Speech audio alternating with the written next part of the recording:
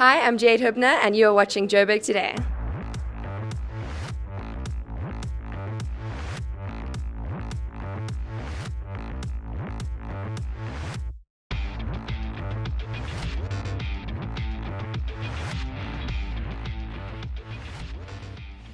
How qualified is your fitness instructor?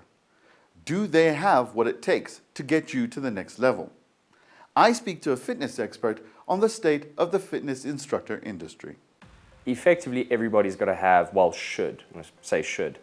You can't regulate everybody, right? There's always somebody in the corner who's not, but everybody should have a base qualification. Those are, there's some big colleges out there who do a, 1 year, 2 year, you can go to varsity. That's your base certification, and then they work in a sort of rules. They got to have certain content, certain anatomy things all trainers have to know, and then there's a little bit of deviation amongst them. Past that, no.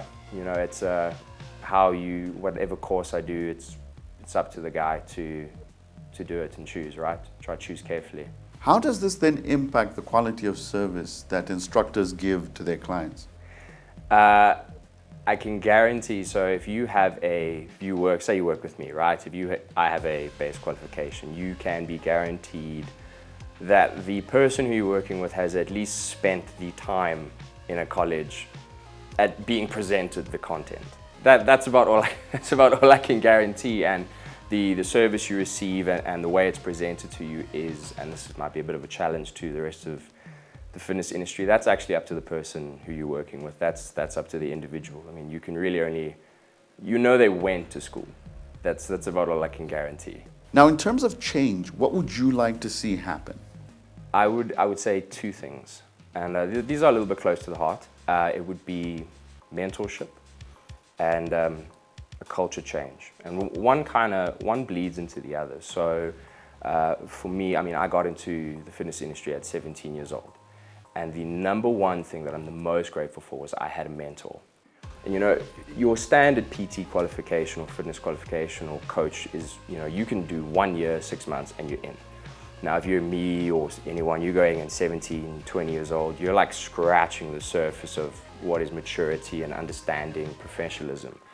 And having a mentor who, when you're seeing one angle and they're seeing 10, and you're making a mistake and they're there to, however they're going to do it, criticize you or give you a gentle nudge in the right direction, that is invaluable.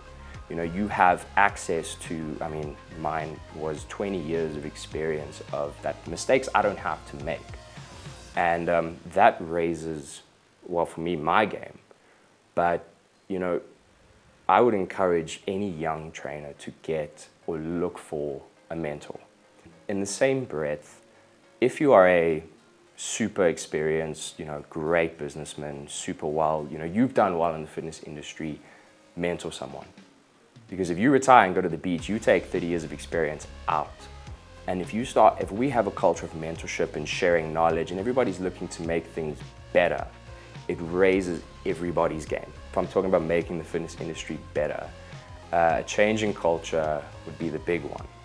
And what I mean by that, and I might ruffle a feather, so no offense to anybody, but if I go and I tell you I'm a trainer, right, your first impression is what? Protein shakes, only eats a certain food, and a lot of mirror time, right? And it's not, if you go tell someone you're a personal trainer, it's not looked at in the same sort of light as doctor, lawyer, accountant. And it can be and it should be. Trainers we're making big changes in people's lives. Aside from, I'm just gonna help you lose weight, we can help you move better, feel better, help your confidence, your mental health. We are, the way I train young trainers with the value of is every day you have a chance to make someone's, not only day, but their life better. This is a proper profession. And a lot of guys come in and it's viewed as a part-time thing, or I'll do this for a bit, and then I'll go somewhere else. And this is a legit thing. And unfortunately, changing the culture isn't, it's earned. Our stereotype is earned. And it has to start within. For anyone who wants to vet their instructor, what do they need to do? Right, so how someone looks, or how much they lift, or sort of the six-pack they've got going on is not at all a way to suss out if they're good at coaching. You're looking for how do they communicate, are they, for me would be, are they generally caring? And are they looking out for your well-being? Past that, if you want to go, okay, well, they're a nice person, do they have the base qualification? Those are sort of your things that you can look out for. And also, are they generally taking an interest into you? So, for example, if you don't want to do weights, they're not going to force you, and they're going to move, and they're skilled enough to work with what you're looking for and get you kind of where you want to go in a healthy and, fun manner.